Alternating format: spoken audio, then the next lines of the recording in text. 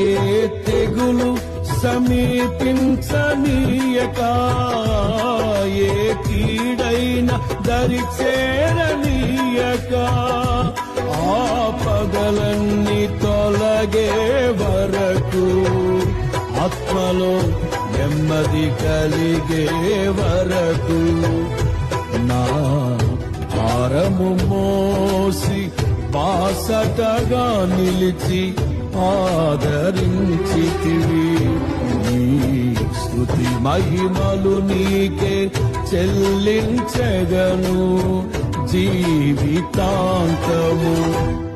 ఘనమైనవి స్థిరమైనవి, ఘనమైనవి నీ కార్యములు నా ఎడల, స్థిరమైనవి నీ ఆలోచనలు నా యేసయ్యా.